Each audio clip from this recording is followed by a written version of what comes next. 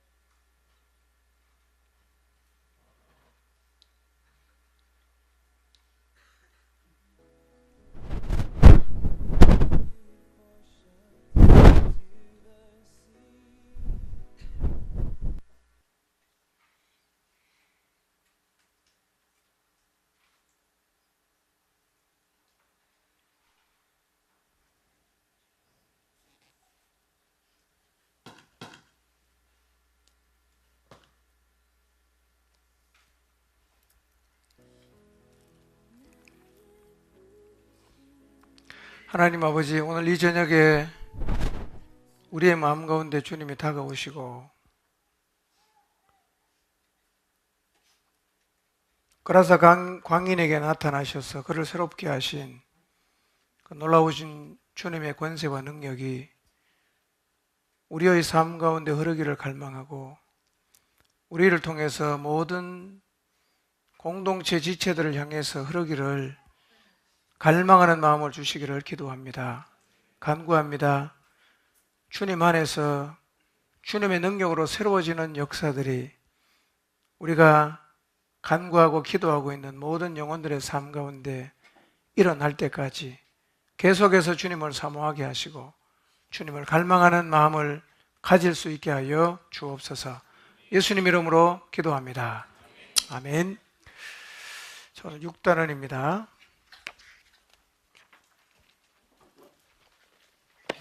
단원 제목 한번 읽어볼까요? 시작. 그 뒤에까지 읽어야 됩니다. 오늘은 제 2부입니다. 제 1부는 언제 했죠? 지난주에 했죠? 자, 하나님이 말씀을 하시는데 구약 시대는 어떻게 말씀하셨죠? 여러 부분과 여러 모양으로. 그 다음에 예수님 당시에는 누구를 통해 말씀하셨나요? 예, 예수님을 통해서 말씀하시고 사도행전 이후에 지금까지는 누구를 통해서 말씀하십니까? 성령님을 통해서 말씀하십니다. 그러면 성령님께서 우리에게 말씀하시는 방법이 4가지가 있어요. 첫째 뭡니까? 성경, 그 다음에 기도, 그 다음에 환경, 그 다음에 교회. 근데 지난주에 우리가 2가지 했죠? 뭐 했습니까? 하나님이 성경을 통해서 말씀하신다. 그 다음에 두 번째, 기도를 통해서 말씀하신다는 것 반 공부했어요. 오늘은 계속해서 성령님께서 우리 시대에 어떻게 말씀하시는가, 기도를 통해서 말씀하신다. 그 다음에 환경을 통해서 말씀하신다. 그 다음에 교회를 통해서 말씀하신다까지 하는데, 교회를 통해서 말씀하신다는 맛보기만 하고 10단원에 가서 다시 공부하고, 오늘은 주로 기도와 그 다음에 환경과 두 가지를 집중해서 공부를 하도록 하겠습니다. 일단은 1과 제목, 6단원 1과 제목을 같이 한번 읽어보겠습니다. 시작. 기도할 때 일어나는 일들이 많이 있겠죠? 근데 그 중에 오늘은 특히 이제 두 가지를 좀 생각을 해볼 텐데요. 우리가 기도할 때 어떤 일이 일어나느냐, 166페이지 첫 번째 문단 읽어보겠습니다. 시작.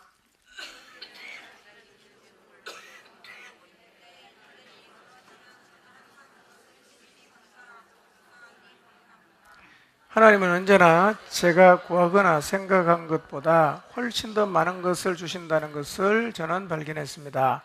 바울은 에베소서 3장 20절 21절에서 이렇게 말합니다. 우리 가운데서 역사하시는 능력대로 우리가 구하거나 생각하는 모든 것에 더 넘치도록 능히하실 이에게 교회 안에서와 그리스도 예수 안에서 영광이 대대로 영원 무궁하기를 원하노라. 자, 하나님은 우리가 기도하는 것만큼만 줍니까? 기도하는 것보다 더 넘치게 주십니까? 그죠? 그 밑 두 번째 문단 읽어보겠습니다. 시작.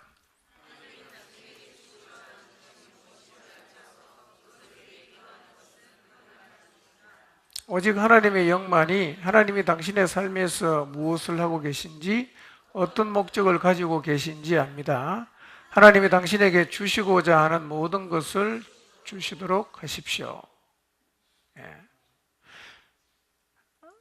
자, 하나님이 나한테 주시려고 하는 것이 무엇인지를 다 알고 기도하는 것은 어떻다고요? 불가능해요. 그러면 하나님이 우리에게 주시려고 하는 것이 무엇인지를 다 알고 계신 분이 계세요. 누굽니까? 성령님이란 말이에요. 그분은 하나님의 깊은 부분까지 다 통달하고 있기 때문에 우리는 하나님이 우리에게 주시려는 것이 무엇인지를 다 몰라도 누구는 안다? 성령님은 다 아십니다. 그래서 하나님은요, 우리가 미처 구하지 못하는 것까지도 다 주시는 거예요. 그래서 우리가 구하는 것보다 더 넘치도록 하나님은 우리에게 주십니다. 자, 그러면 여러분은 하나님이 주시는 것을 갈로 안에 한번 글을 넣어보세요. 나는 뭘 받기 원합니까? 내가 원하는 것을 받기를 원하십니까? 아니면 하나님이 주시는 것을 받기를 원합니까? 그래서 기도는 우리 쪽에서 일방적으로 뭔가 막 요구하는 게 중요한 게 아니라, 기도는 누구와 더불어 해야 됩니까? 성령님과 더불어 기도를 해야 됩니다.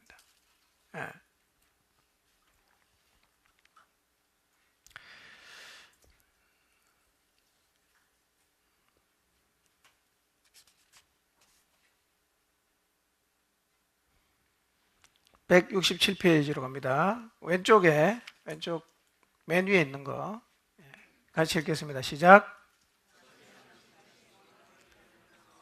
하나님께 그 일이 잘 되게 해달라고 부탁하든지, 아니면 하나님이 역사하고 계신 곳으로 가서 일하든지 양당 간에 결정을 내려야 한다. 우리가 이렇게 좀 어리석은 기도를 할 가능성이 많이 있습니다. 내가 원하는 원함을 가지고 이거를 하나님 앞에 이루어 달라고 계속 기도를 하는 거예요. 고집스럽게 이것만 기도한단 말이에요. 하나님이 노라고 해도 하여튼 끝까지 기도합니다. 금식하고 철야하고 막 때를 선단 말이에요. 그래서 이렇게 때를 서서 자기가 원하는 것을 얻어내는 것이 마치 믿음이고 능력인 것처럼 사람들은 오해를 하는데, 우리는 둘 중에 하나를 선택해야 돼요. 내가 처음부터 원했던 거, 하나님이 뭘 주고 싶다는 거 상관없이 내가 갖고 싶은 거, 내가 얻고 싶은 것만 계속 달라고 기도하든지, 아니면 하나님이 계시는 곳에 가서 하나님이 주시는 것을 받든지 우리는 결정을 해야 된다는 거예요. 근데 우리의 기도 생활을 보면 이 전자가 참 많다는 거예요. 내가 원하는 것을 딱 정해놨어요. 그럼 무조건 달라고 하는 거예요. 계속 달라고 합니다.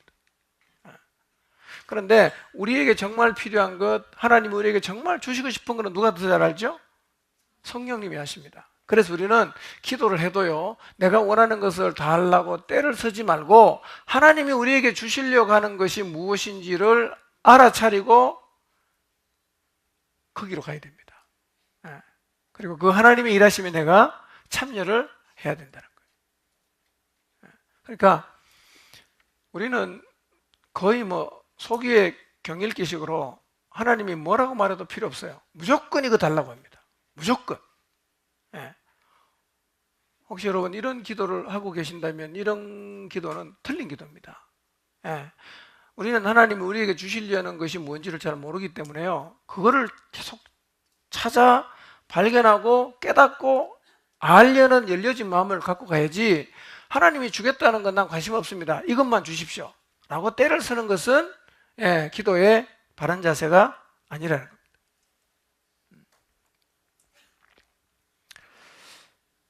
자, 그래서 기도할 때는 뭐가 필요하냐면요, 영적인 집중력이 필요하다는 거예요. 영적인 집중력이 필요하다. 자, 그 옆에 167페이지 두 번째 바깥에 있는 글 읽겠습니다. 시작.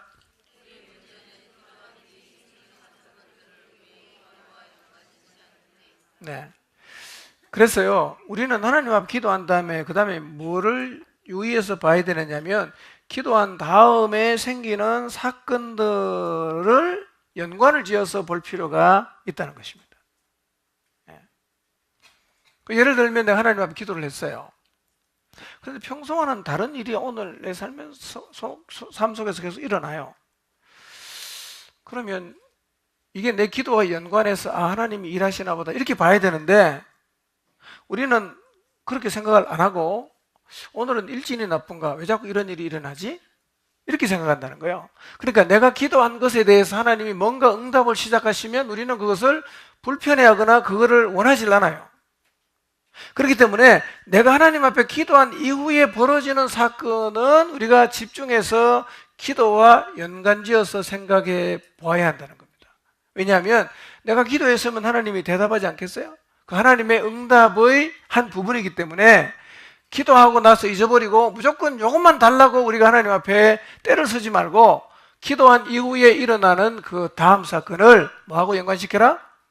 내가 드린 기도와 연관지어서 생각을 해 봐야 된다는 겁니다.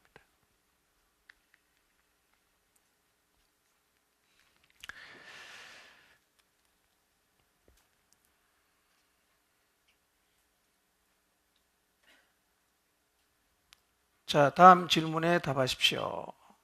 167페이지 1번 한번 읽어볼까요? 시작.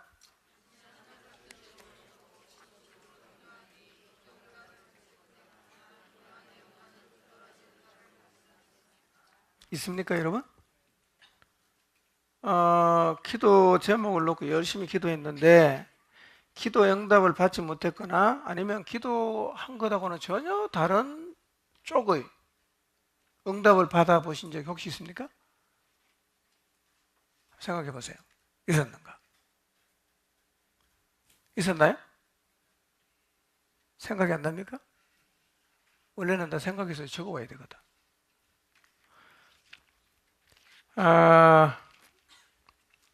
저는 생각해 보니까요, 이런 적이 꽤 많았어요. 가장 대표적인 것 중에 하나가 뭐냐면, 해도동에 있을 때 교회를 이동으로 옮기기 위해서 굉장히 기도를 많이 했어요.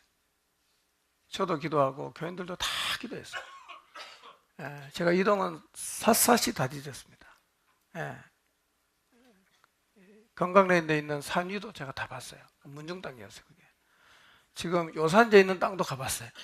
하여튼 땅을 다 가봤는데, 결국에는 우리가 이동의 땅을 못 샀어요. 그 땅을 누가 샀냐면 충진교회가 샀어요. 근데 지금 우리는 어디 와 있죠? 창포동에 와 있잖아. 이동을 위해서 계속 기도했는데 하나님은 엉뚱하게 이쪽으로 응답을 했어요. 그래서 지금 우리는 여기 창포동에 와 있어요.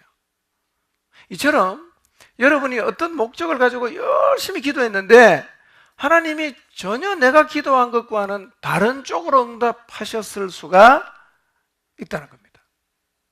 자, 이런 경우에 우리가 어떻게 반응할 수 있을까요? 이런 경우에 여러분의 반응을 한번 생각해 보세요. 그 다음에 세 번째, 하나님이 지금 여러분이 계속 기도를 하지만 주지 않는, 응답하지 않는 그 무엇인가를 위해서 혹시 지금 계속 기도하고 계시나요? 때로는 기도하다 보면 하나님이 아무런 대답을 안 하시는 때가 있어요. 지금도 아마 그런 기도를 들으시는 분이 계실 거고요. 아마 하나님 앞에 기도하는데 하나님이 오랫동안 침묵하시는 기도의 내용은 주로 사람과 관련된 내용인 경우가 많아요. 자식, 부모님 구원, 남편 구원, 아내 구원. 사람과 관련된 기도를 꽤 오랫동안 했지만 하나님이 대답하지 않는 경우가 있어요. 자, 기도를 열심히 했는데 하나님이 대답을 안 하면 우리가 어떻게 해야 됩니까? 그래서 어떤 분이 기도해도 하나님이 응답하지 않는 것은 죄의 문제가 있으니까 혹시 당신 삶에 죄가 혹시 없는지 한번 생각하면서 죄의 목록을 한번 작성을 해봐라 그랬어요. 그래갖고 죄의 목록을 쭉 작성을 해보니까 특별한 죄의 문제가 없는 것 같아. 그런데도 기도했는데 하나님이 계속해서 침묵을 하고 계신다. 이때는 어떻게 해야 되죠? 168페이지 맨 밑에 줄 읽어보겠습니다. 시작.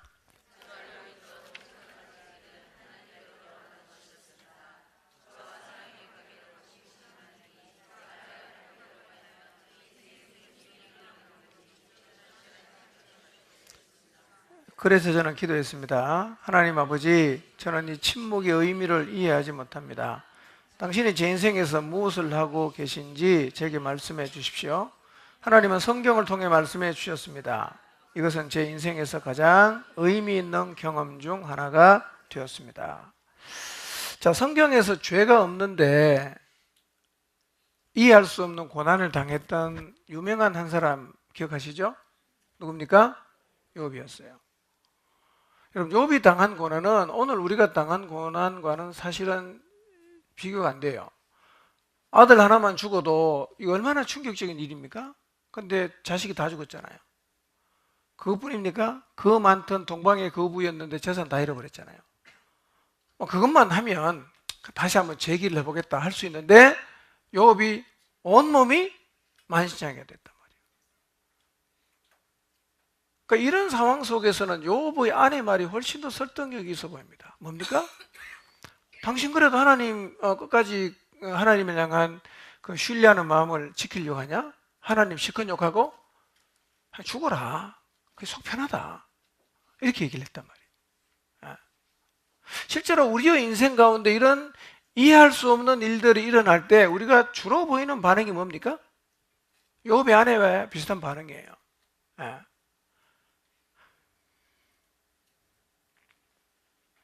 자, 이렇게 하나님이 우리의 인생 가운데 계속해서 침묵하시고 이해할 수 없는 일을 허락하실 때 우리가 해야 되는 일이 뭐냐? 뭘 해야 됩니까? 하나님께로 돌아가야 됩니다.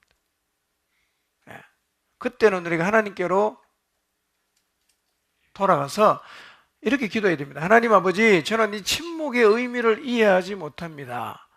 당신이 제 인생에서 무엇을 하고 계신지 제게 말씀해 주십시오. 그렇게 주님 앞에 나가서 기도하면서 뭐를 받아야 되느냐면 말씀을 통해서 주시는 응답을 받을 필요가 있어요. 하나님이 내게 말씀해 주시면 우리의 마음속에 평강이 찾아옵니다. 하나님 우리에게 말씀해 주시면 충분히 감당할 수 있는 힘이 생깁니다. 그 다음 얘기 참 중요합니다. 곧 169페이지 두 번째 문단 읽어볼까요? 시작.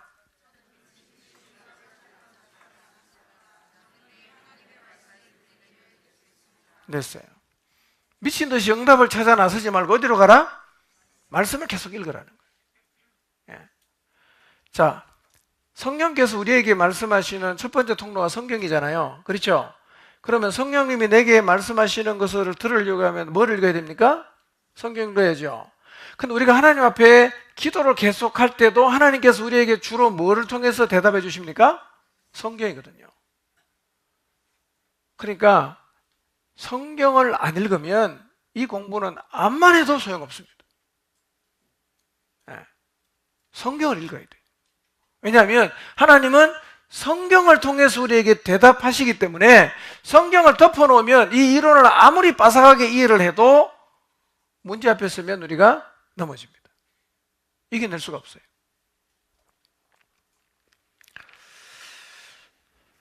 자, 그러다가 이제 나사로 얘기 다 아시죠? 나사로.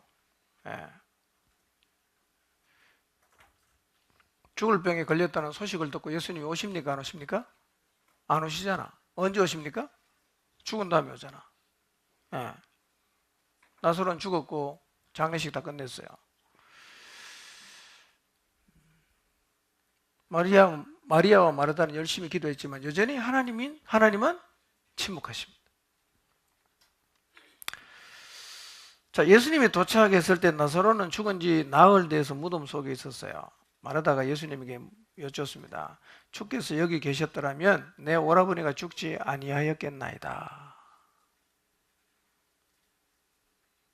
자, 여러분 169페이지 그 밑에 줄 있죠?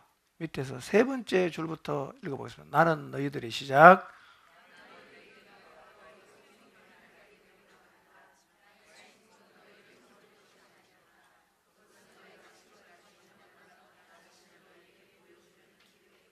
예.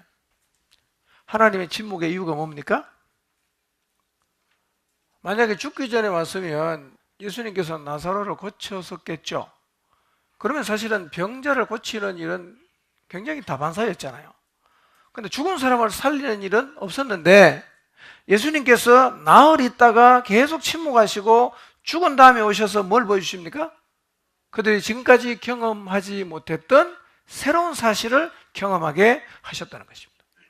그러니 우리가 하나님 앞에 열심히 기도하는데 하나님이 계속해서 침묵하시는 이유는 뭐냐면 우리에게 지금까지 우리가 경험하지 못했던 새로운 무엇인가를 보여주기 위해서 하나님은 우리의 기도에 뭐 하신다? 침묵하신다.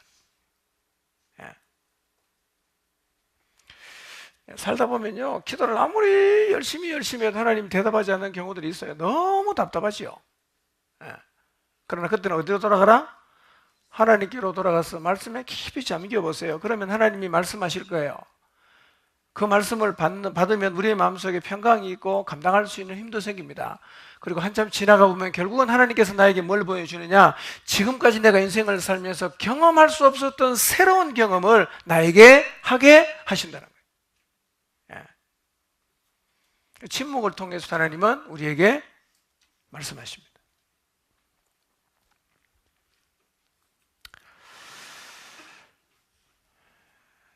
자, 170페이지 두 번째 문단 읽겠습니다. 시작. 요즘도 저는 기도한 후 하나님의 침묵을 경험할 때 죄의 진단 목록을 훑어 내려가면서 기도합니다.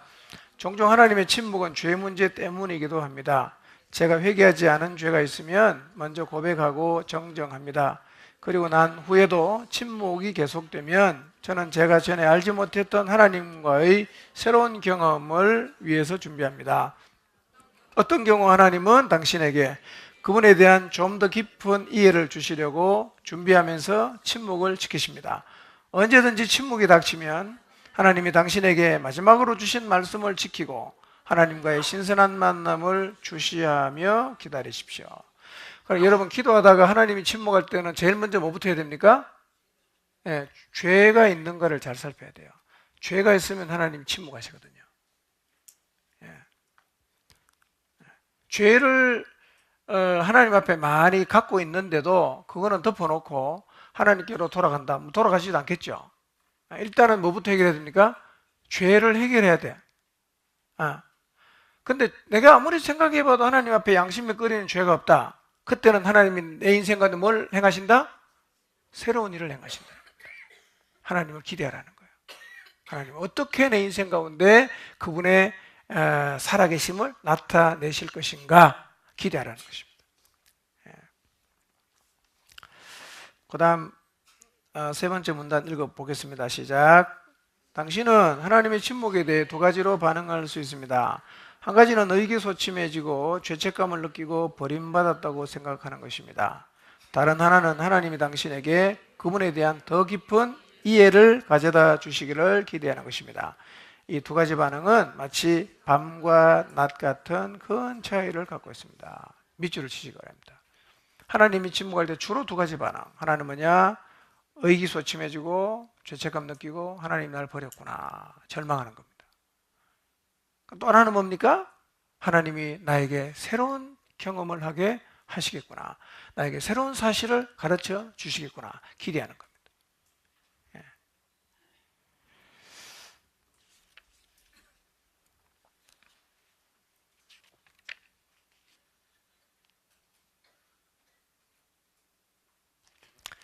자, 2과로 넘어가겠습니다. 2과. 자, 2과 넘어가기 전에요. 171페이지. 이 과의 요점. 한번 읽어볼까요? 시작.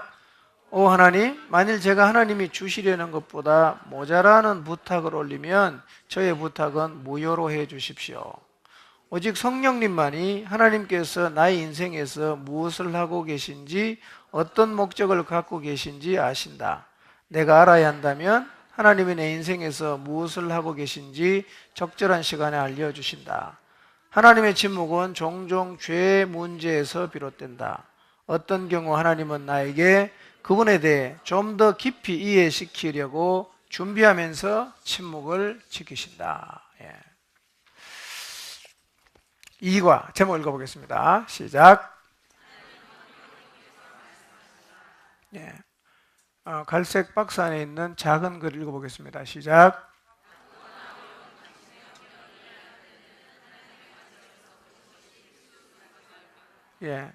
자, 하나님은 환경을 통해서 말씀하시는데요. 환경을 통해서 말씀하실 때 우리가 중요하게 생각하고 꼭 기억해야 될 것은 뭐냐면 환경을 하나님의 관점에서 봐야 된다는 거예요.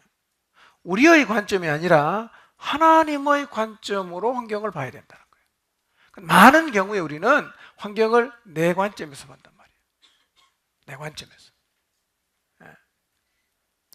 오늘 공부를 마친 다음에 혹시 여러분에게 주어진 환경이 조금 힘들고 어려운 상황이라면 지금까지는 그 상황을 내 관점에서 보았다고 하면 이제는 바깥에 나와갖고 하나님의 관점으로 내가 처해 있는 환경을 한번 바라보려는 시도를 한번 해보시길 바랍니다. 똑같은 환경인데 완전히 다르게 보일 수 있어요.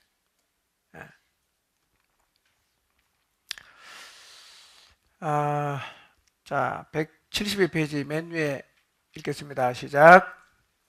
성령님은 성경, 기도, 그리고 환경을 통해서 우리에게 말씀하시거나 하나님 아버지의 뜻을 보여주십니다.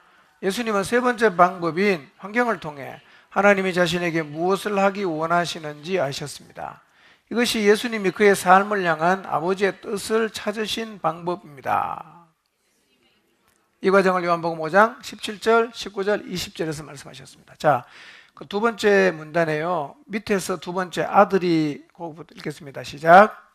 아들이 아버지의 활동을 보았을 때 그것은 아들로 하여금 동참하려는 아버지의 초청이었다.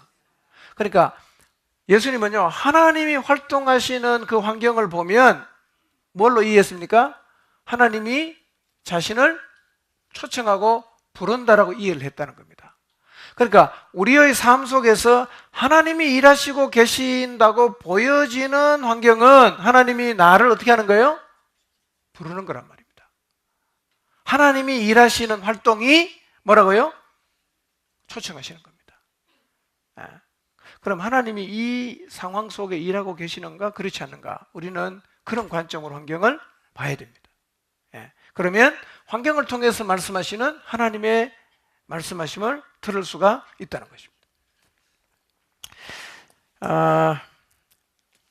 172페이지 빈칸 한번 채워볼까요? 뭘까요? 1번 아버지께서 이제까지 일하셨다. 그래서 나도 일한다. 나는 아무것도 스스로 할 수 없다. 4번 나는 아버지께서 하시는 일을 주시하여 본다. 5번 나는 아버지께서 이미 행하고 계신 일을 보고 행한다. 6번째 아버지께서는 아들을 사랑하신다. 7번째 아버지께서는 자기의 행하시는 것을 다 아들에게 보이신다. 예.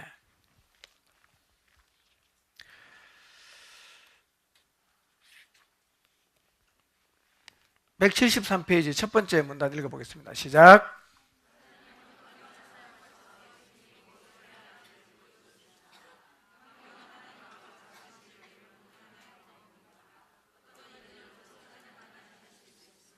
예. 환경은 무엇을 보는 방법입니까? 하나님이 일하시는 것을 보는 한 가지의 방법이다. 예. 이런 관점으로 우리에게 주어진 환경을 우리가 계속 살펴보려는 노력을 해야 됩니다. 자,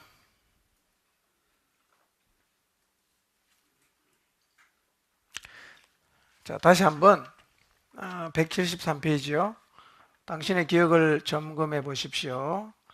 도움 없이 하나님을 경험하는 삶의 7가지 실체를 당신 자신의 말로 써보십시오. 자, 우선 자기가 핵심되는 단어를 보고 하나님을 경험하는 삶의 7가지 실체를 한번 생각해 보시기 바랍니다.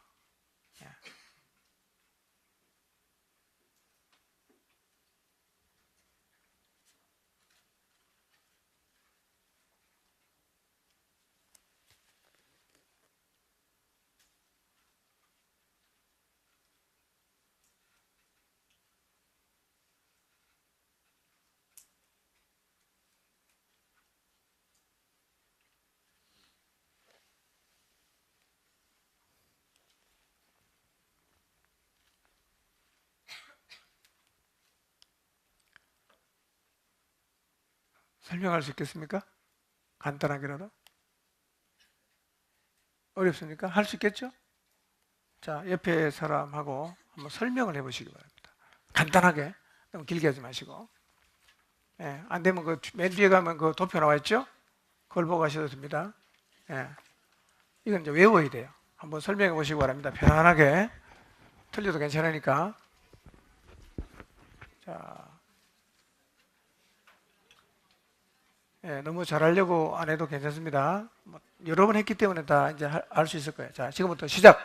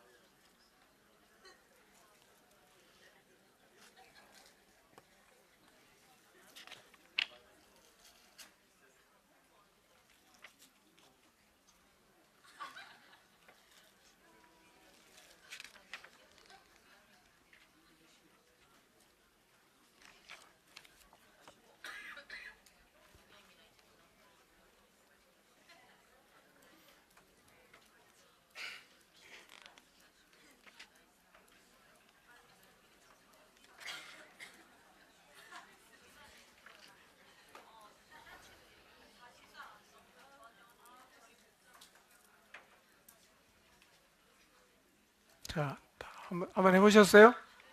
예, 예. 심심하면 한 번씩 하겠습니다. 예, 심심하면. 근데 뭐 그렇게 올 때마다 바뀌는 게 아니고 똑같은 내용이니까 예, 얘기해 보면 금방 여러분 얘기하면 또 더 기억이 잘 돼요. 자, 174페이지로 갑니다. 174페이지 맨 위에 줄 읽어보겠습니다. 시작.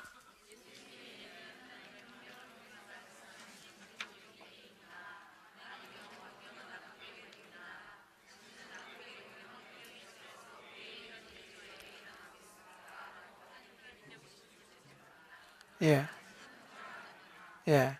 자, 예수님의 경우는 사실은 긍정적인 부분이죠. 아버지께서 하시는 일을 보고 그냥 가셨으면 됐는데, 실제로 우리가 살다 보면 이런 긍정적인 환경도 경험하지만 나쁜 환경을 많이 경험한다는 겁니다. 아까도 잠깐 우리가 욥 얘기했는데요. 174페이지고 갈색 글씨 읽어보겠습니다. 하나님의 관점의 시작.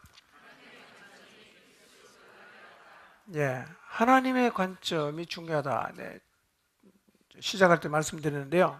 자, 욥 같은 경우가 이런 환경을 경험했습니다. 재산 다 잃고 자녀도 잃고 온몸에 악창이 났을 때 도대체 이게 무슨 일인지를 욥은 잘 이해하지를 못했어요. 그래서 그 환경을 이해하려고 무던히 힘을 썼지만 욥은 하나님의 관점에서 이런 일이 왜 일어나는지를 알지를 못했어요. 욥기 마지막은 사실은 해피엔딩이거든요. 하나님이 재산도 갑절로 주고 자녀도 갑절로 주시고 건강도 다 줬잖아요. 근데 그걸 모르는 상황에서 자기에게 일어난 일을 하나님의 관점에서 욥은 잘 보지를 못했어요. 그처럼 우리도 우리의 삶에서 일어나는 힘들고 나쁜 경험들을 하게 될 때 이걸 하나님의 관점에서 잘 보지를 못하게 되고, 하나님의 관점에서 보지 못하게 되면 우리도 비슷하게 하나님을 향해서 원망하게 되고 불평하게 된다는 겁니다. 네 번째 문단 읽어볼까요? 가혹하거나 시작.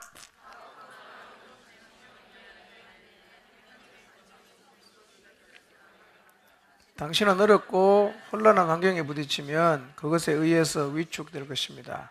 그 환경에 푹 빠져서 하나님을 바라보면 항상 하나님에 대해 비뚤어진 이해를 갖게 될 것입니다. 예를 들면 당신은 이렇게 얘기할 수 있습니다. 하나님은 나를 사랑하지 않으셔. 하나님은 공평하지 않으셔.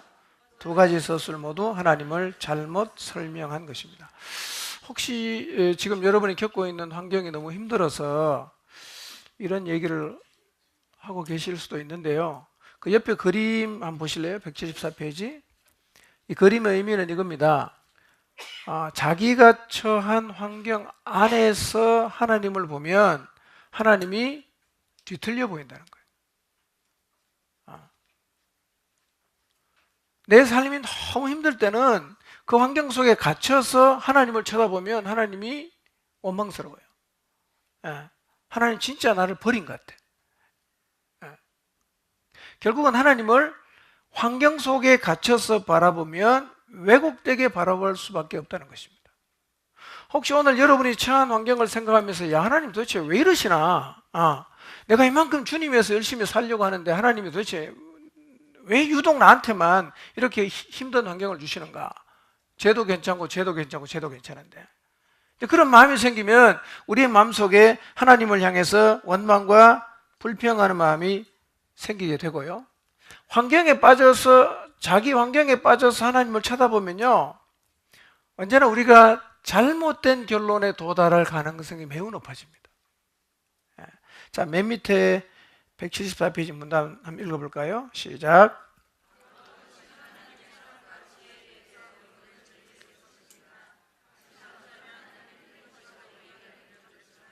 하나님이 제게 이 일이 옳다고 믿게 하셨으니 하나님이 저를 속이신 것입니다.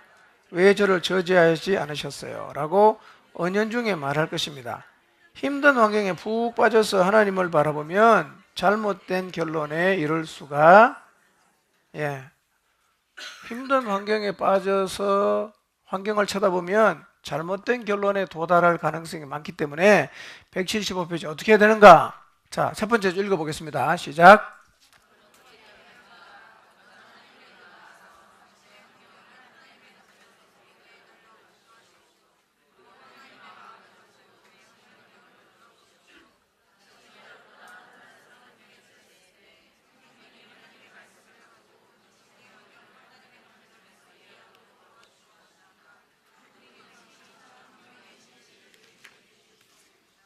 예, 하나님의 관점에서 보려는 노력을 한번 해보라는 겁니다.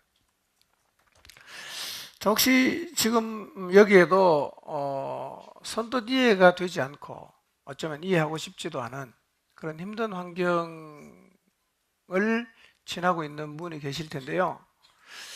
한 1분 정도 시간을 드릴 테니까요. 그걸 갖다가 환경 밖에 나와서 하나님의 관점으로 그것을 보려는 시도를 한번 해보십시오. 예. 하나님의 관점에서 보이기 시작하면 해석이 달라집니다. 예. 환경 속에서 보면 항상 하나님은 뒤틀립니다. 한번 생각해 보시기 바랍니다.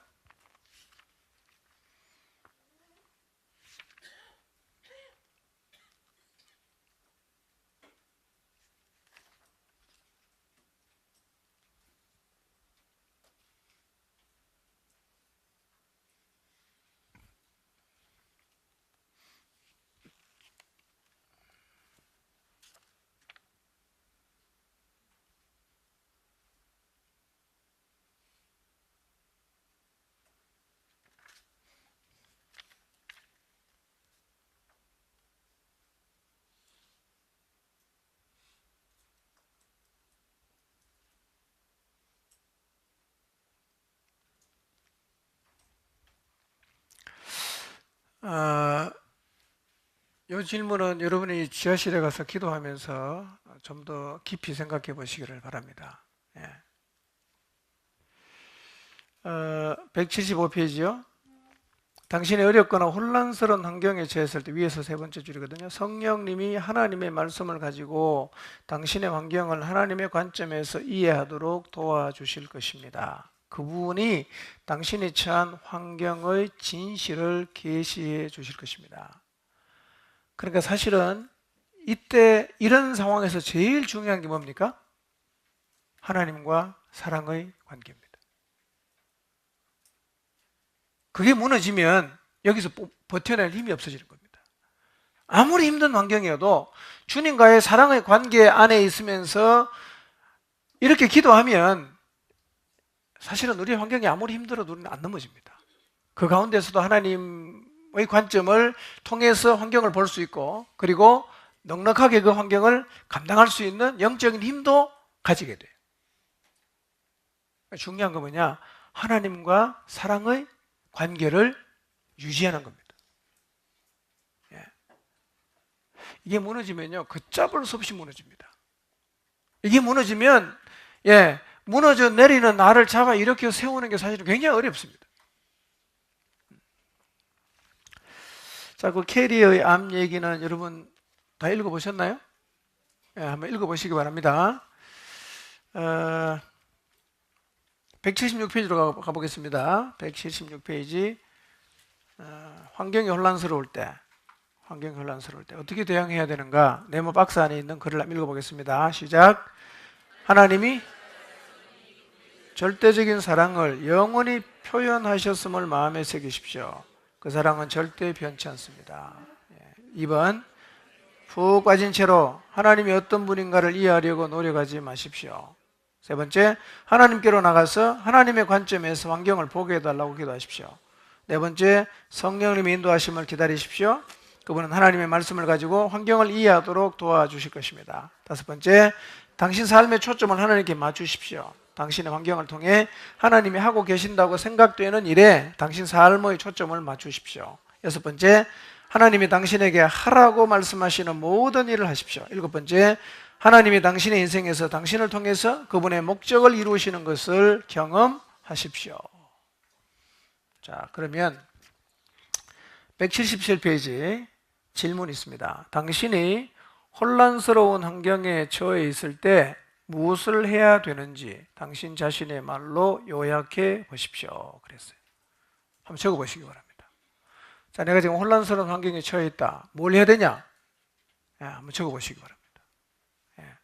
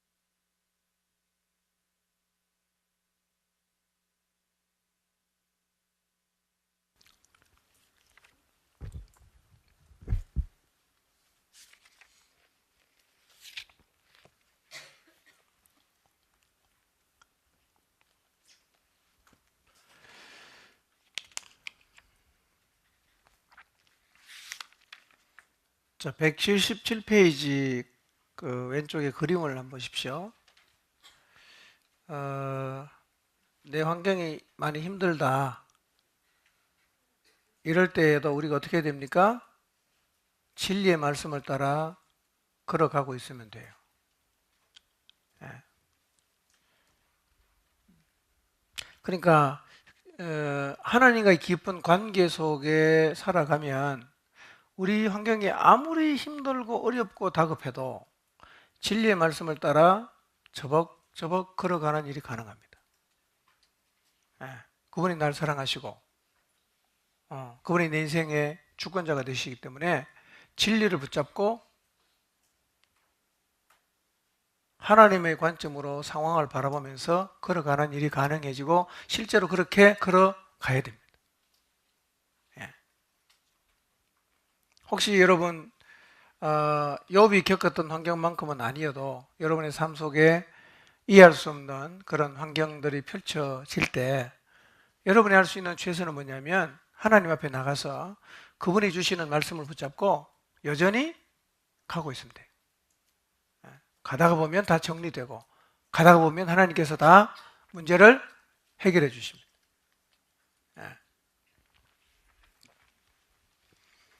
자, 오늘 학습한 내용 중에서 어떤 구절이나 성구가 당신에게 가장 뜻있게 와닿습니까? 어떤 말씀이 가장 뜻있게 와닿았어요? 저는 그 환경 밖에 나와서 하나님이 어떻게 보시는가를 깨달아야 된다라는 말이 제 마음에 깊이 다가왔어요. 환경 밖에 나와서. 환경에 갇히면 아주 위험해집니다. 네. 자, 연관해서 3과를 공부하고 좀 쉬겠습니다. 3과. 제목 한번 읽어볼까요? 시작. 그 밑에 있는 글씨가 더 중요해요. 시작.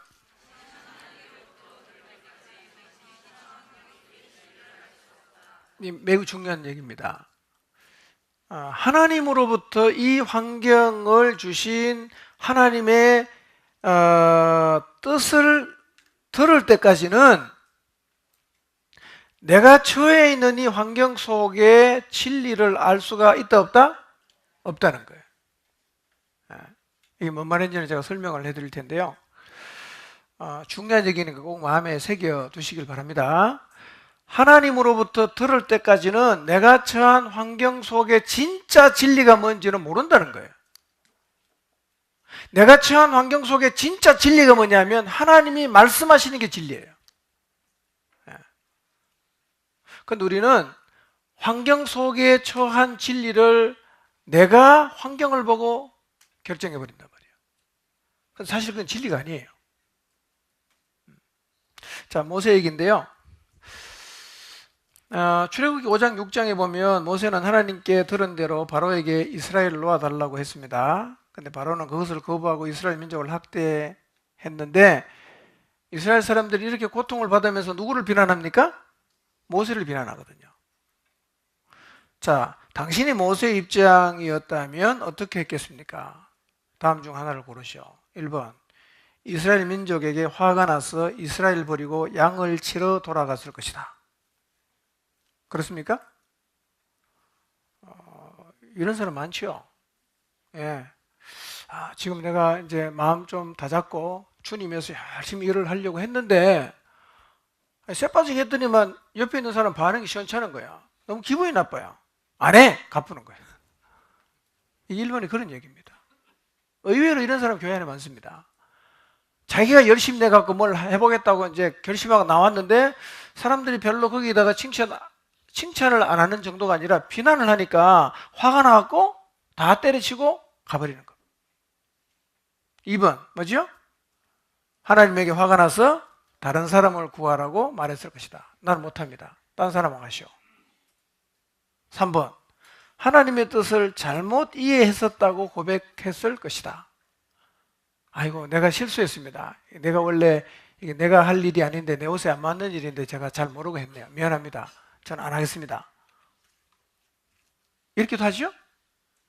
4번째 인내심을 가지고 하나님께로 돌아가서 이 나쁜 환경에 대한 하나님의 관점을 보여달라고 했을 것이다. 자, 여러분 같으면 몇 번을 했을 것 같습니까? 솔직하게. 자, 1번 손 들어보세요. 다혈질은 다 1번인데. 2번 손 들어보세요. 3번. 3번은 AB형. 이 사람은 이래요. 자, 4번 한번 손 들어보세요. 없지는 않겠지만요. 저도 옛날 생각해보면 저도 1번입니다. 때려쳐버려. 경상도로. 예. 아니, 내가 열심히 했는데 칭찬을 못 해줄 망정 잔소리 자꾸 하니까 그럼 나 안 해. 이러고 싶다는 거죠. 대개는 1, 2, 3번이에요. 대개는. 물론 4번도 있을 거예요. 그 사람은 거의 뭐 성인 수준입니다.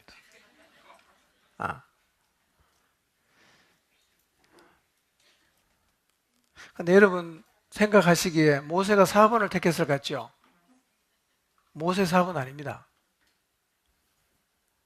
모세가 어떻게 했나? 볼까요? 두 번째 문단, 5번째 줄부터 주여 시작. 주여 어찌하여 이 백성이 학대를 당하게 하셨나이까? 어찌하여 나를 보내셨나이까?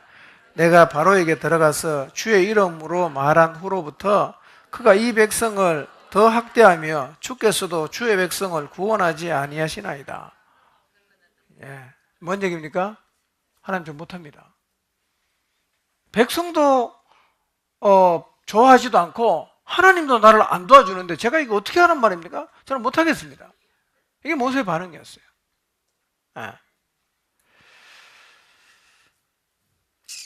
근데 사실은요, 하나님이 우리를 인내해 준다는 거예요. 하나님이 우리한테 인내해 주세요. 기다려 주는 거죠. 만약에 하나님 우리처럼 했으면 사실은 주님의 면전에 오래 머물러 있기가 우리 되게 다 힘들 거예요. 근데 하나님은 우리를 진짜 오랫동안 기다려 준단 말이에요. 자, 모세의 경험을 보고 배우십시오. 맨 밑에서 4번째 줄부터 혼란스러운 부터 읽겠습니다. 시작. 그분을 따르는 일을 무조건 포기하지 마십시오. 하나님께 나아가십시오. 당신이 처한 환경 속의 진리를 보여달라고 기도하십시오. 그분의 관점을 보여달라고 부탁하십시오. 그리고 주님의 역사를 기다리십시오. 자, 우리가 처한 환경 속의 진리가 뭔지를 이제 공부를 하는데요. 이 모세의 경우를 생각해 보면서 여러분 앞으로 주님을 위해서 일하고 또 순종하고 나갈 때 모세가 섰던 자리에 여러분이 서게 될 때가 있을 거거든요. 그때 몇 번으로 반응해야 되는지를 다시 한번 마음에 새기시길 바랍니다. 안 한다 그러는 사람이 굉장히 많아요. 안 한다. AB형은 내가 주제파악을 잘못해서 내가 내 몸에 안 맞는 옷을 입었습니다. 조금 안 하겠습니다. 이렇게 하죠. 다혈질은 가버립니다. 그냥 가버립니다.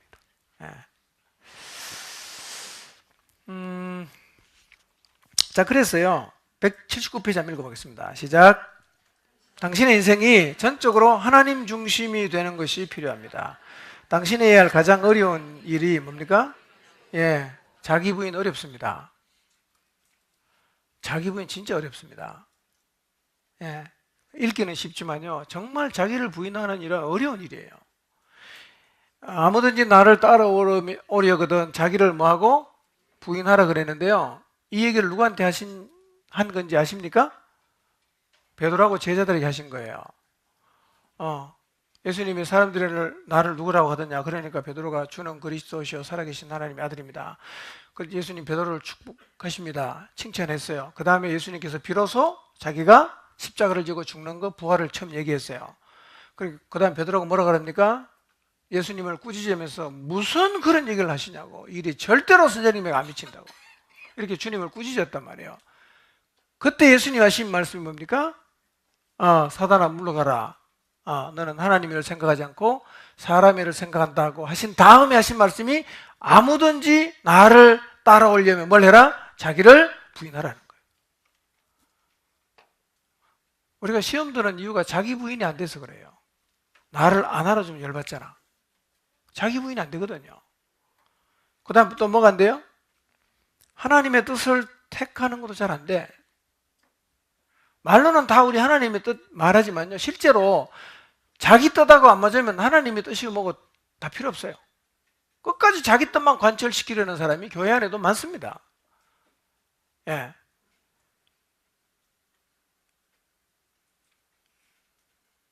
그 다음에 그분을 따라가야죠. 그분을 따라가야죠. 예. 그래서 하나님과의 관계에서 제일 어려운 게 뭐라고요? 하나님 중심되는 겁니다. 하나님의 관점으로 보는 것. 하나님이 그 일의 중심이 되고 하나님이 내 삶의 중심이 되는 게 사실은 말로는 쉬운데 이게 정말 어려운 겁니다. 어려워요.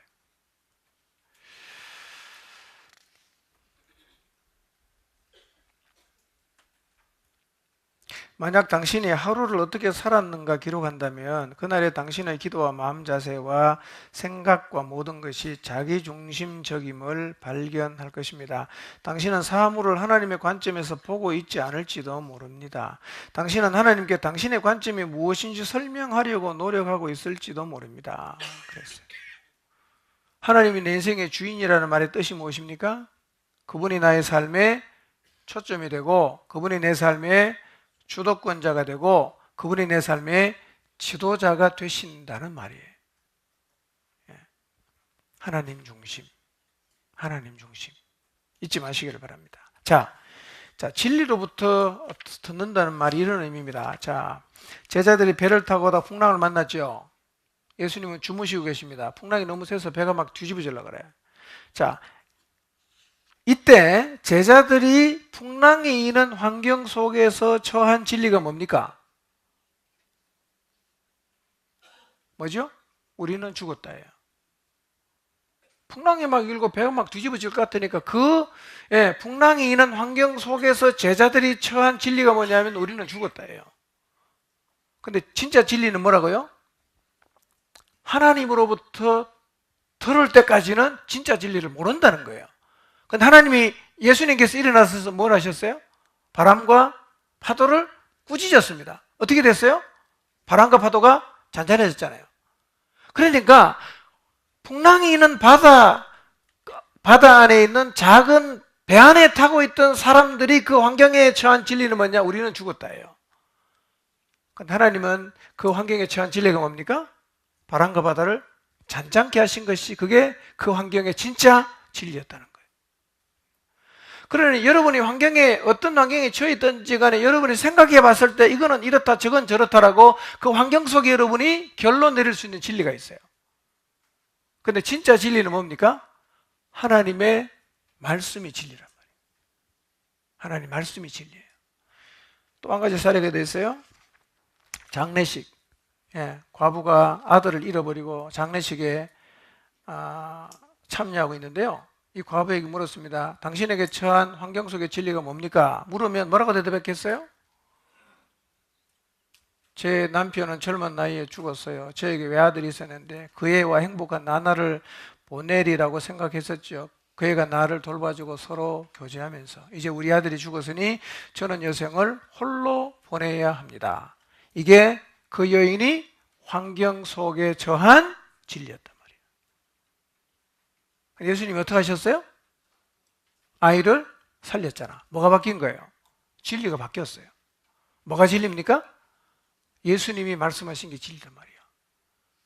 그럼 지금 여러분이 어떤 환경에 있든지 간에 사람들은 그 환경을 보고 끝났다, 뭐 절망이다, 뭐 재기할 수 없다, 이렇게 환경을 보고 말하겠지만 그 환경 속에 진짜 진리는 누가 말할 수 있어요?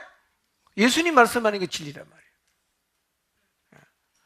그러니 주님 말씀을 듣지 않았으면 우리는 그 환경 속에 진리가 뭔지를 안다 모른다? 모르는 거예요. 아직은 몰라요. 하나 더 있죠. 5천 명의 배고픈 사람, 예수님이 빌립보고 먹여라. 한 2만 명 되거든요. 여러분 오늘날도 덜에 가서 2만 명 우리 보고 먹이라 그러면 전화해서 2만 개 도시락 갖다 줄 때 있습니까? 없잖아요. 그래 그 환경 속의 진리는 뭡니까? 불가능해요. 2만 명 먹이는 건 불가능하다 이거예요. 근데 예수님이 어떻게 하십니까? 2만 명 먹이고 12광줄이나 한단 말이에요. 오늘날도 하나님은요, 우리에게 때로는 우리의 상황에서 도저히 감당할 수 없는 뭔가를 하라고 말씀하실 때 우리는 우리 환경 속의 진리로는 그거는 불가능합니다라고 결론을 내릴 수 있지만 뭐가 진리라고요? 하나님이 말씀하신 게 진리란 말이에요. 내가 경험하고 있는 환경이 진리가 아니고 하나님의 말씀이 진리란 말이에요. 그러니까 하나님 말씀하실 때까지는 아직 진리가 뭔지 안다 모른다? 모른다는 거예요. 그 삶과 제목 밑에 있는 말이 그 말입니다. 당신은 하나님께로부터 들을 때까지, 그분이 말씀하시는 것을 들을 때까지는 당신이 처한 그 환경 속에 진리가 뭔지를 모른다는 거예요. 누구만 아십니까? 하나님은 아시는 거예요. 환경에 대해서 하나님이 뭐라고 말씀하시는지, 진짜 진리가 뭔지를 말씀을 받았다면 적어 보시고, 아직도 말씀을 받지 못했다면 그 환경 속에, 사람들은 뭐 다르게 말하지만 하나님께서 그 환경 속의 진리가 무엇이라고 말씀하시는지를 한번 적어 보시고 또 기도하시면서 주님께서 그 환경 속의 진리가 무엇이라고 말씀하시는지를 한번 찾아보시길 바랍니다. 그건 지금 할 수 있는 일은 아니지만 기도하면서 계속 하나님, 이런 환경을 통해서 하나님이 저에게 무엇을 말씀하십니까?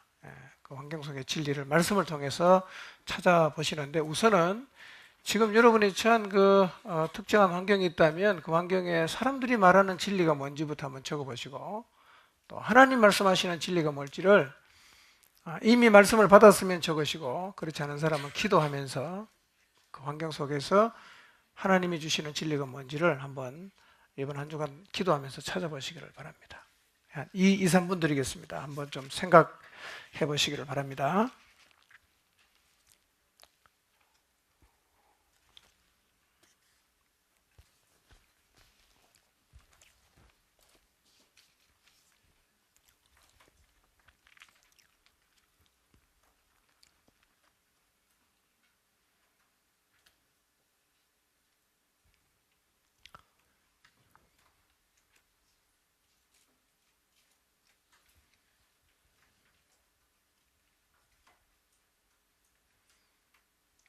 경제적인 부분, 또 환경적인 부분, 관계적인 부분, 건강 부분, 뭐 그런 거 있겠죠. 뭐 사람들은 그걸 보면서 끝났다 이렇게 말할 수 있겠지만, 나는 그 환경을 통해서 하나님이 주신 진리가 무엇인지 받지 못했다면 기도하면서 성령님 주시는 말씀을 받으시고, 이미 받았다면 그게 뭔지 한번 적어보시고.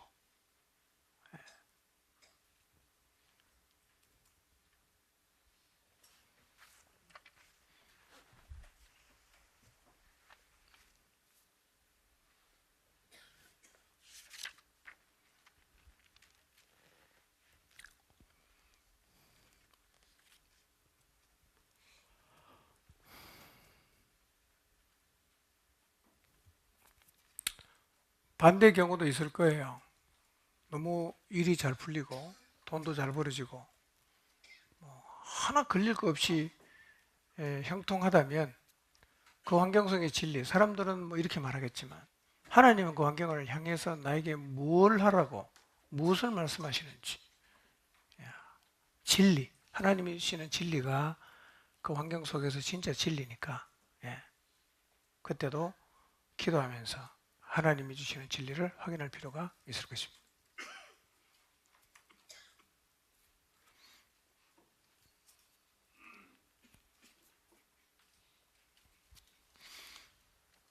실제로 환경이 어려워서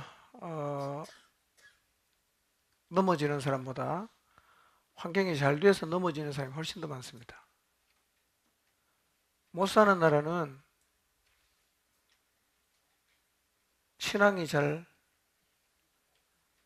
쇠퇴하지 않습니다. 그런데 경제적으로 부유해지면 평균적으로 다 쇠퇴합니다. 사실은 잘 될 때가 더 위험한 때입니다. 사실은.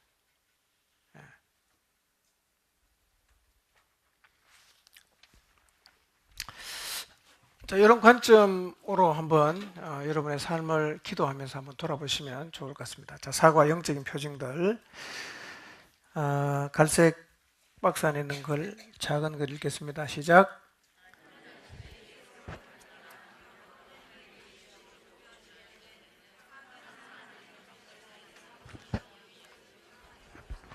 예, 아주 중요한 얘기인데요. 하나님이 당신에게 새로운 단계나 방향으로 하나님 일을 시키려고 준비하실 때는 절대로 생뚱맞지 않습니다. 지금까지 하나님께서 내 삶 가운데서 이루어 놓으신 일의 연속입니다.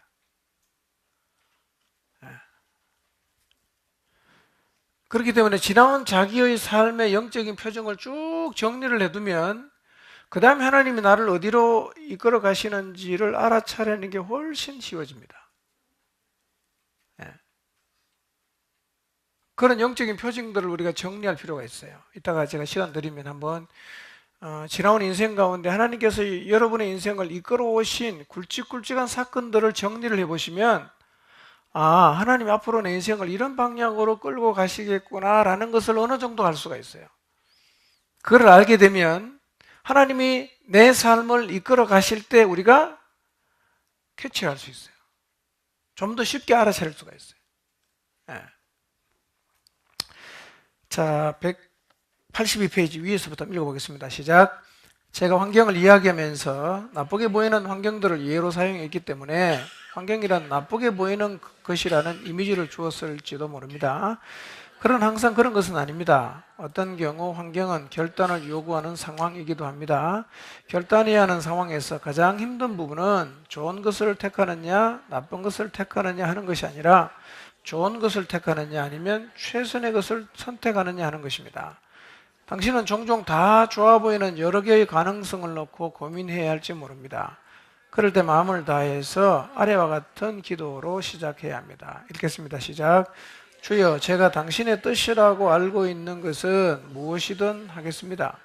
어떤 값을 치르더라도 큰 조정을 해서라도 당신을 따르는 일을 먼저 하기로 서약합니다. 주여, 그것이 어떻게 보이든지 저는 하고야 말겠습니다. 자, 그 다음 계속 읽어봅니다. 시작. 당신은 하나님의 뜻을 찾기 전에 이 기도를 먼저 해야 합니다. 그렇지 않으면 주님의 뜻이 이루어지다라는 의도는 없는 것입니다. 당신은 주의 뜻이 나의 뜻과 상반되지 않는 한 주님의 뜻이 이루어지다라고 말하는 것입니다. 그리스도인에게 있어서 함께 쓰일 수 없는 두 단어가 있습니다. 그것은 안 돼요, 주님입니다.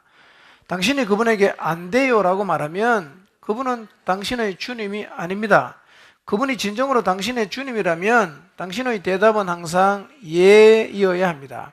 어떤 결정을 내릴 때는 항상 여기서부터 시작하십시오. 당신이 무엇을 원하시든지 저는 하겠습니다 라고 솔직하게 말할 수 있을 때까지는 아무 일도 시작하지 마십시오.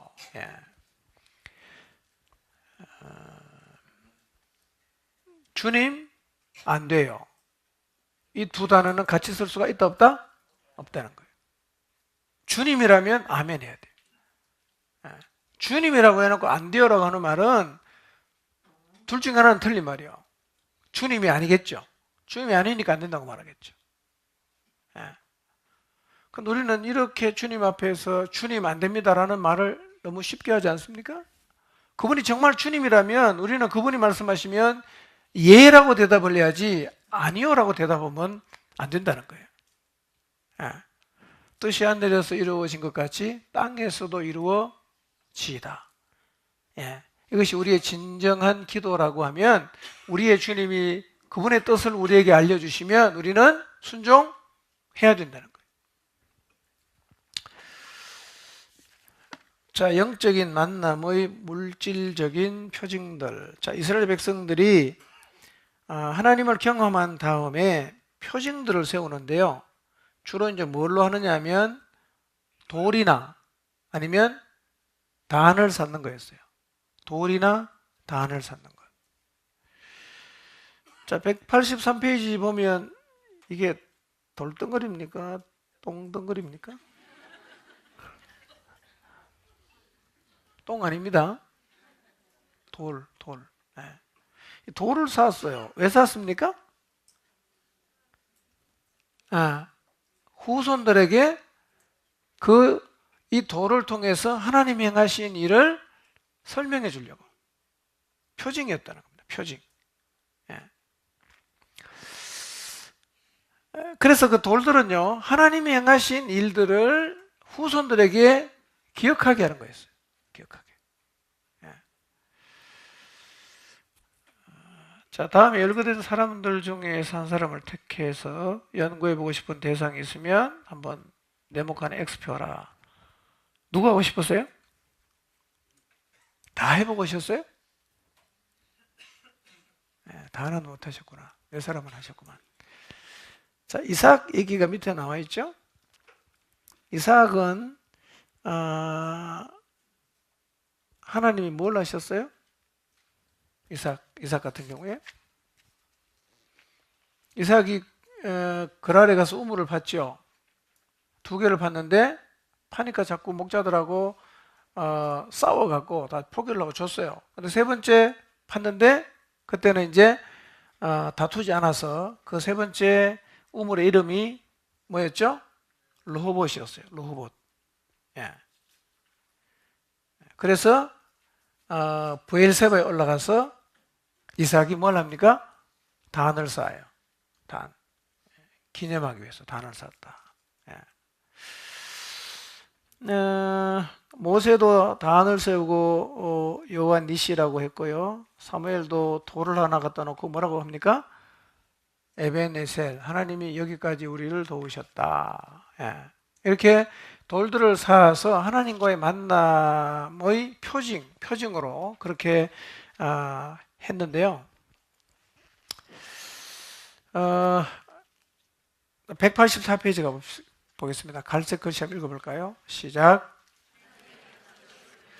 그러니까 우리가 환경을 바라볼 때는요, 하나님의 관점에서 보는 게 굉장히 중요합니다.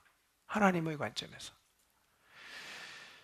자, 하나님이 그분의 나라를 이루기 위해서 누구를 부르시죠? 아브라함 불렀죠. 그렇죠? 그 다음에 아브라함이 죽고 난 다음에 하나님이 누구에게 찾아옵니까? 이삭에게 찾아와서 누구를 기억하게 합니까? 아버지 아브라함을 기억하게 한단 말이에요.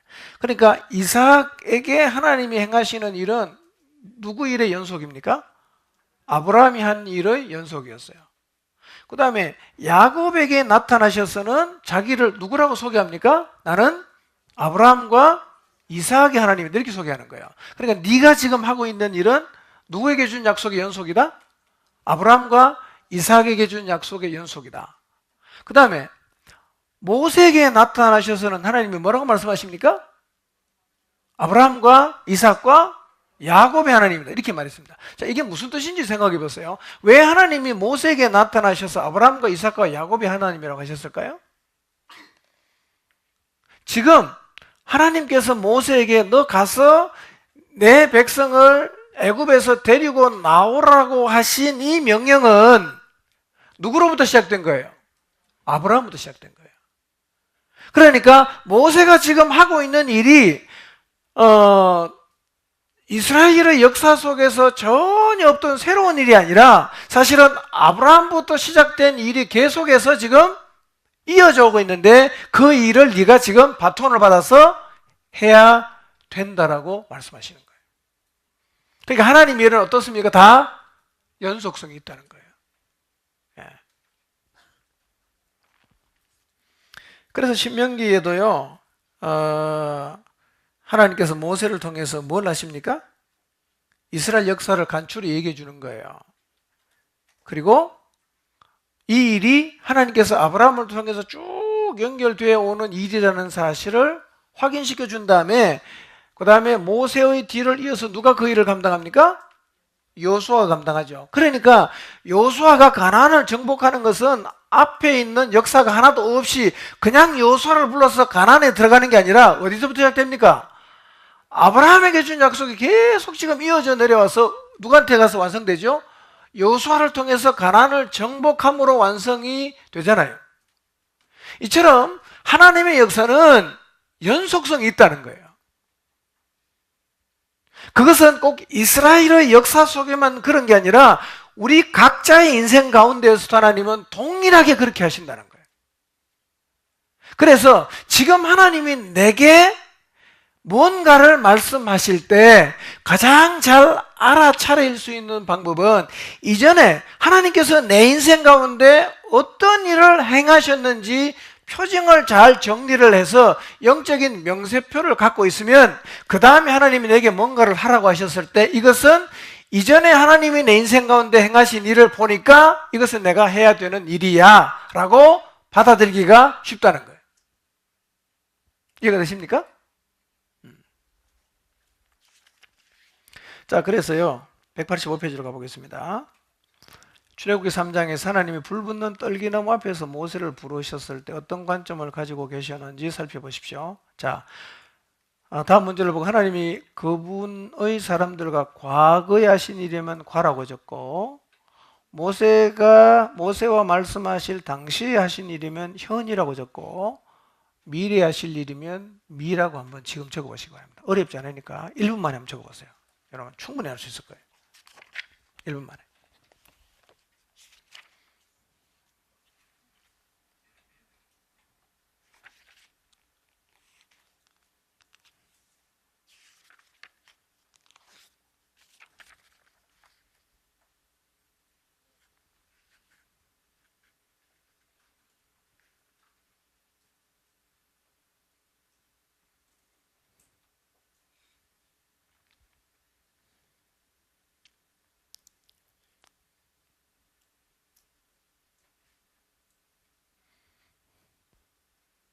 다 적으셨나요? 너무 고민 안 하셔도 돼요. 예, 간단하게 적으셔야 되고 참 모르면 밑에 답이 다 적혀 있으니까. 자, 1번 나는 내 조상의 하나님이니 아브라함의 하나님, 이삭의 하나님, 야곱의 하나님이다. 뭐죠? 과거죠. 이 얘기는 무슨 얘기입니까? 하나님이 지금 모세를 부르면서 니하고 아브라함이 뭐다? 연관이 있다는 얘기 아닙니까? 나는 아브라함 때부터 역사하던 하나님이야. 이렇게 얘기하는 거예요. 2번 내가 애굽에 있는 내 백성의 고통을 분명히 보고 그들이 그들의 감독자로 말미암아 부르짖음을 듣고 그 근심을 알고 과거, 현재, 미래? 과거. 3번 내 백성의 고통을 분명히 보고 내가 내려가서 그들을 애굽의 손에서 건져내고 그들을 그 땅에서 인도하여 뭐죠? 지금 할 일이요. 현재 할 일이요. 4번 이제 내가 너를 바로에게 보내어 너에게 내 백성 이스라엘 자손을 애굽에서 인도하여 내게 하리라. 뭐죠? 현재. 그 다음에 내가 반드시 너와 함께 있으리라. 내가 내 백성을 애굽에서 인도하여 낸 후에 너희가 이 산에서 하나님을 섬기리니 이것이 내가 너를 보낸 증거니라. 언제입니까? 미래. 출애굽하고 1년 동안 시내산에 머물렀어요.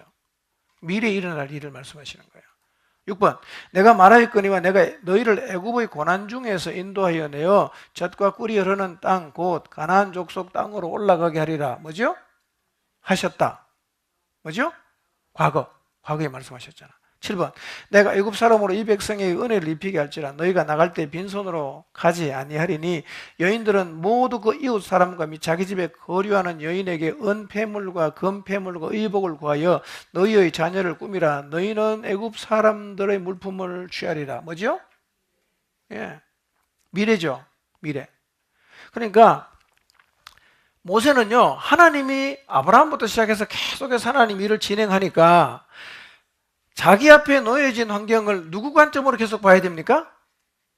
하나님의 관점에서 봐야 된단 말이에요. 하나님이 우리 조상 아브라함에게 약속을 주시고 이삭에게도 주시고 야곱에게도 주시고 그 약속을 400년 동안 애굽에서 백성이 다 만들어졌으니까 나를 보내서 데리고 오라고 하시는구나. 이렇게 하나님의 관점으로 보면 이게 다 뭡니까? 연속성이 있잖아요.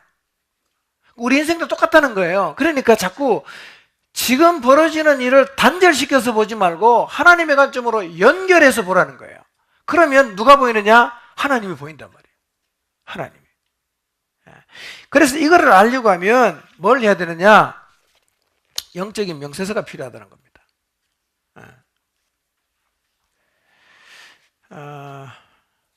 자, 186페이지 한번 읽어볼까요? 186페이지. 하나님은 읽겠습니다. 시작. 당신을 그분의 목적에 참여시키고 싶어 하십니다. 하나님은 세상에서 지금까지 계속 역사해 오셨습니다. 하나님은 당신이 태어날 때부터 당신의 인생 가운데 역사해 오셨습니다. 그분은 당신의 인생을 향한 그분의 목적을 당신이 태어나기 전부터 준비하셨습니다. 하나님은 선지자 예레미야에게 이렇게 말씀하셨습니다. 내가 너를 모태에 짓기 전에 너를 알았고 내가 태에서 나오기 전에 너를 성별하였고 너를 여러 나라의 선지자로 세웠노라. 하나님이 당신의 인생에서 새로운 단계나 방향으로 옮겨가는 준비를 시키실 때 그것은 언제나 하나님 이미 당신의 인생에서 일하고 계시던 순서대로 하시는 것입니다.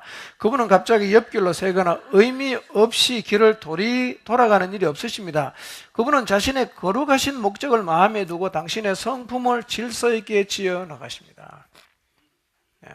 그러니까 이스라엘의 역사도 하나님께서 계획을 가지고 아브라함부터 쫙 시작해서 여호수아에 이르기까지 가나안 땅에 들어가게 하셨던 것처럼 오늘 우리들의 인생도 하나님께서 이미 우리의 인생 가운데 일하고 계시던 순서대로 계속 이어서 간다는 겁니다.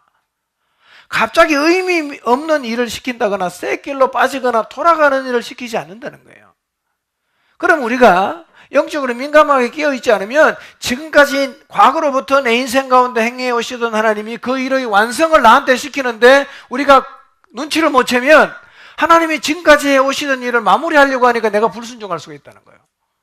하나님 저거 못하겠습니다. 저는 안 하겠습니다. 이렇게 말할 수가 있다는 거예요. 그럼 누구 관점으로 봐라? 하나님의 관점으로 보라는 겁니다.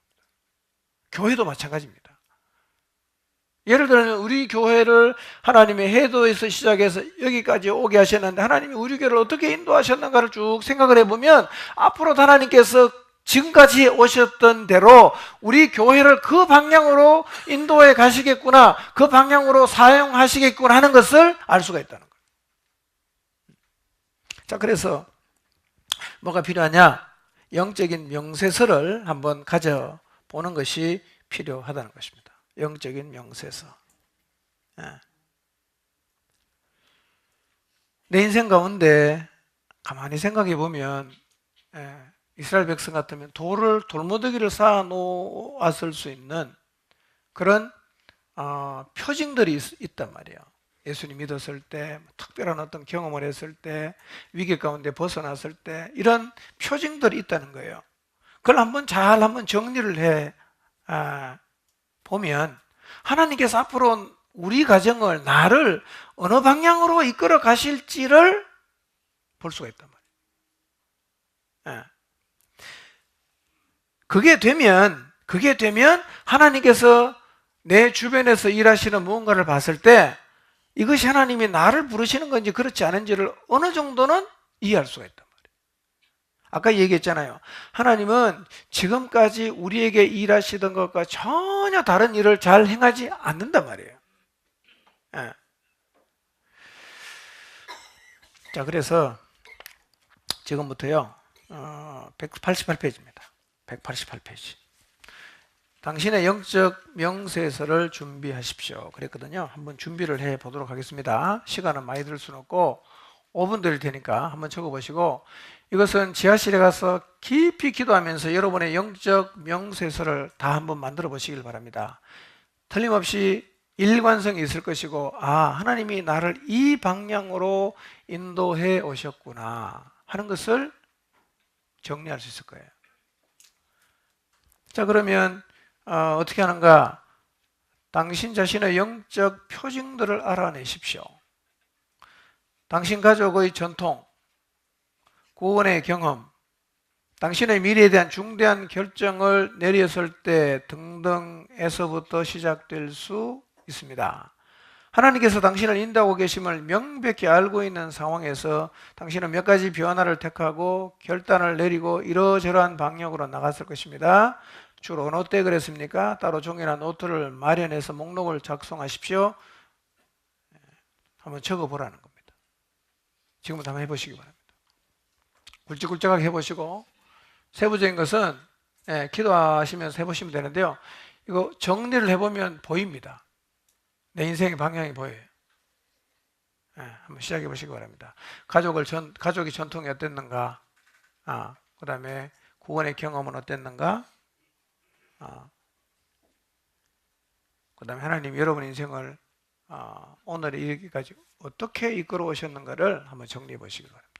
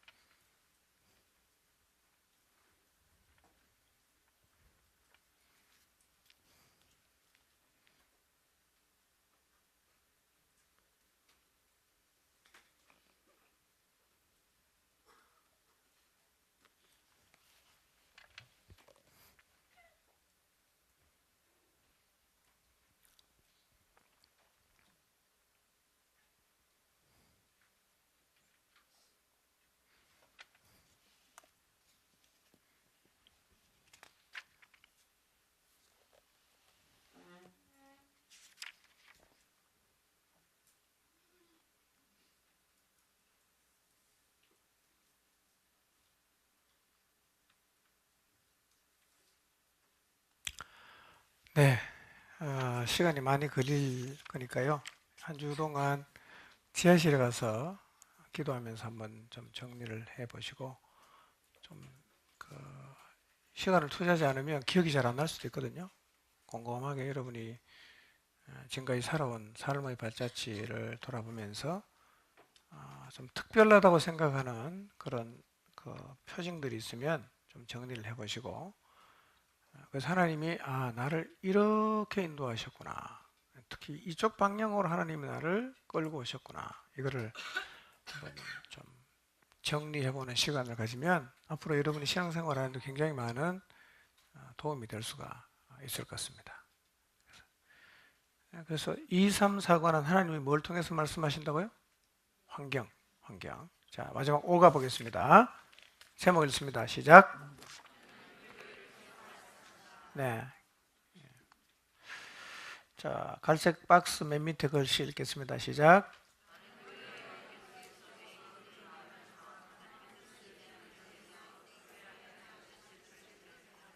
네. 의지한다는 것은요, 참 중요한 말입니다. 의지하는 거예요. 믿음이 안 가면 의지 못 하거든요. 의지한다는 말은 신뢰가 바탕이 돼야 기댈 수 있습니다. 신뢰가 안 되는 사람 못 기댑니다. 이게 이제 뭘 가지고 실험해 볼 수 있냐면, 두 사람을 불러내서 손수건으로 눈을 가리고 서로 기대라고 하든지, 아니면 내가 뒤에서 받아줄 테니까 나 한번 기대해 보라고 하면요, 진짜 신뢰할 수 없는 사람은 못 기댑니다.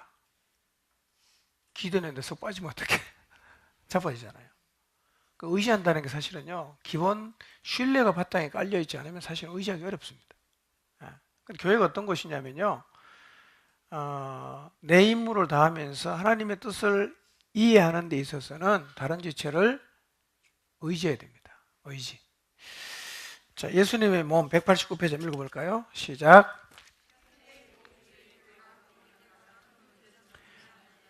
그들이 만인 제사장주의 교리를 너무 강조한 나머지 공동체 의식을 잃어버렸다는 것입니다. 그것을 좀 더 간단히 표현하면 무슨 뜻입니까? 그리스도인들이 자신들이 하나님 앞에 홀로 서는 것이라고 생각하기 때문에 책임감 없이 교회를 등한시한다는 것입니다.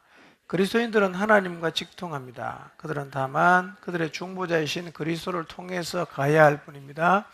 그러나 하나님은 교회를 그분의 구속의 대행자로 만드셨습니다. 그분은 교회의 목적을 가지고 계십니다. 하나님은 교인 한 사람 한 사람이 교회를 통해서 하나님의 구속의 목적을 이루어 나가라고 그들을 각 교회에 두셨습니다. 만인 제사장주의 교리가 강조되면서 뭘 잃어버렸다고요? 공동체, 한 몸이라는 이 공동체 의식이 사실은 오늘날 너무 많이 없어졌어요. 교회 안에 개인주의가 팽배합니다. 그리고 프라이버시를 너무 존중하라고 합니다. 그리고 자기의 문제를 교회에 와서 나누는 것을 이해를 못하는 사람이 많아요. 왜 그걸 교회 가서 얘기해야 되냐 이거. 우리 다 어른 됐는데 자기 인생 자기가 알아서 살면 되지, 그걸 왜 가서 목장에 가서 얘기하고 목자는 또 거기에 대해서 감나라 대추나라 얘기를 왜 하냐. 그렇게 얘기하는 사람이 있거든요. 근데 이것은 신앙을 떠나서도요, 여러분의 인생의 문제를 10명이 봐주는 게 훨씬 객관성이 있지 않습니까?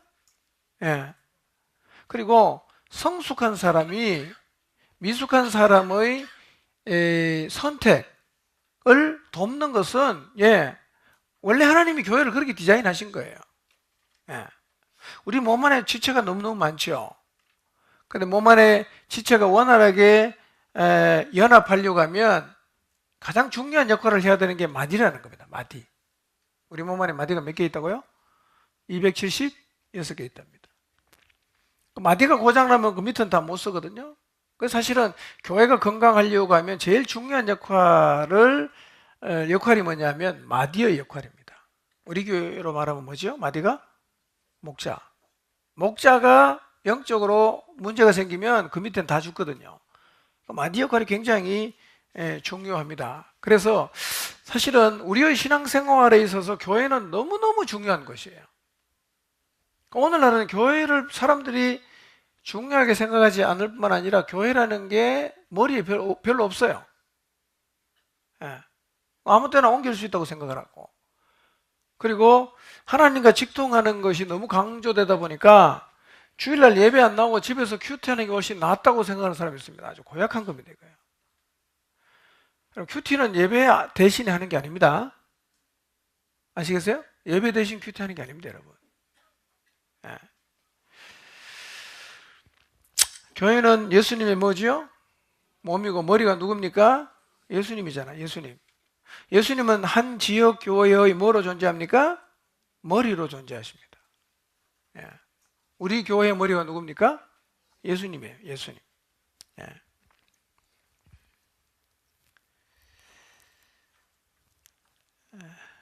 하나님은 우리를 상호 의존적인 존재로 만드셨습니다. 우리는 서로를 필요로 합니다. 한 지체가 모자라면 몸의 다른 지체들이 채워줄 것입니다. 그리고 그 채워주던 지체가 모자라면 또 다른 지체가 채워줄 것입니다. 그러니까 우리의 신앙생활에서요, 공동체가 너무너무 중요하고, 공동체성을 잃어버리는 순간 우리의 신앙은 반쪽이 됩니다. 반쪽. 190페이지 그림을 한번 보실래요? A번, B번.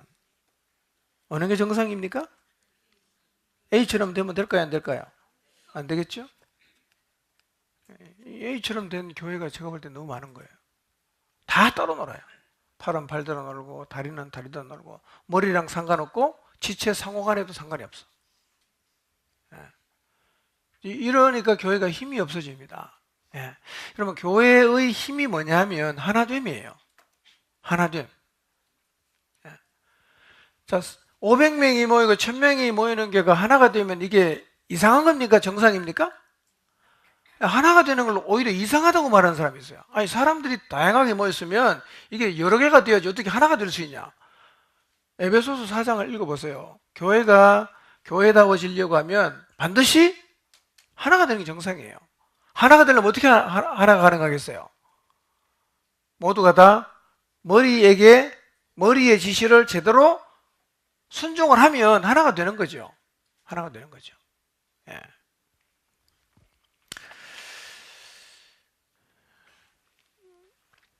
191페이지 밑에서 두 번째 문단 있죠? 읽어보겠습니다. 시작. 당신과 몸의 관계에 대한 하나님의 뜻을 온전히 알 수 없습니다. 눈이 없으면 손은 어디를 만져야 할지 모릅니다. 귀가 없으면 다른 지체가 언제 어떻게 반응해야 할지 알 수 없습니다. 모든 지체는 다른 지체가 하는 말에 귀를 기울여야 합니다. 만일 지체들이 하나님이 하신다고 느끼는 것에 대해서 이야기해야 하지 않으면 몸 전체가 곤경에 빠진 것입니다. 근데 교회를 통해서 하나님은 계속해서 지금도 말씀하시거든요. 그러니까 여러분, 목장 안에서 모임을 통해서 또 나눔을 통해서 하나님은 우리에게 계속해서 말씀하십니다. 지금도. 이 말씀을 비중 있게 두고 그 말씀을 우리가 하나님의 나에게 주시는 말씀으로 받아들이는 그런 태도가 매우 중요합니다.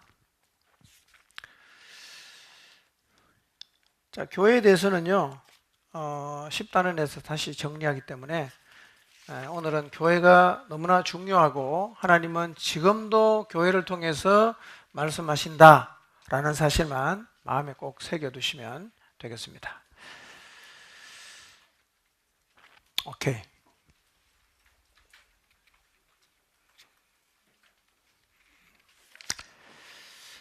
다음 주가요.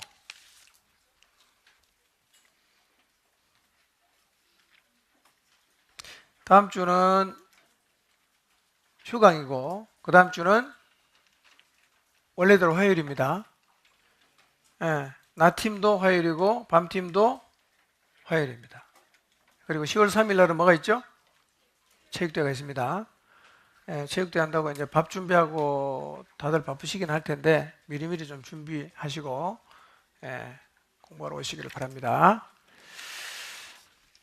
자, 오늘 우리가 공부한 거 잠깐 한번 살펴보겠습니다. 자, 하나님은 우리에게 계속 말씀하시죠? 자, 일과에 뭐를 통해서 말씀하신다고요? 기도를 통해서 말씀하시죠? 기도를 통해서. 그런데 하나님은 우리가 기도하면 넘치게 주시죠? 그 다음에 기도하고 나면 반드시 뭐를 생각해라? 다음에 일어나는 일을 뭐랑 연관시켜라? 기도랑 연관시켜야 됩니다. 하나님이 침묵하시는 경우가 있죠? 그때 두 가지 하라 그랬어요. 두 가지 반응 볼 수 있는. 첫째는 뭡니까? 버림받았다. 이런 느낌 받을 수 있고, 두 번째로는 하나님이 나를 더 깊은 이해의 자리로 이끌어 가신다 라는 반응을 볼 수 있는데, 우리는 전자를 해야겠어요? 후자를 해야겠어요? 후자. 여러분 지금 하나님이 여러분의 기도에 대해서 대답을 안 하시고 오랫동안 기도에 대해서 침묵하신다면 하나님 앞에 나가서 말씀, 하나님이 그 일에 대해서 무엇을 말씀하시는지를 들으시고, 하나님께서 내게 새로운 이해의 장을 열어주신다는 사실을 기대하는 마음으로 기다리시길 바랍니다. 자, 두 번째, 하나님은 뭘 통해서 말씀하십니까? 환경을 통해서 말씀하실 때 제일 중요한 것은 어떤 관점에서 봐라?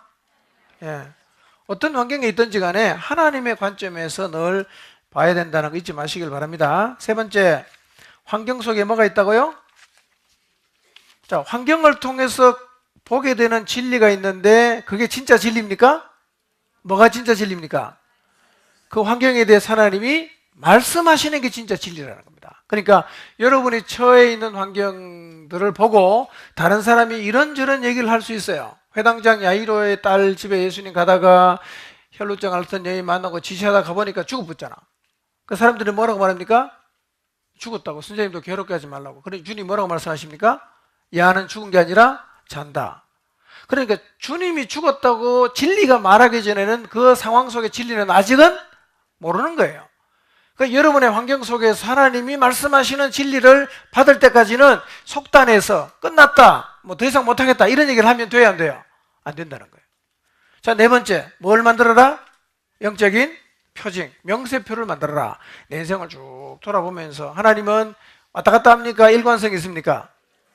여러분의 인생을 일관성에게 인도하시니까 기도하면서 한번 여러분의 그 지나온 시간을 돌아보면서 영적인 명세표를 만들어 보시기 바랍니다. 마지막으로 하나님은 뭘 통해서 말씀하십니까?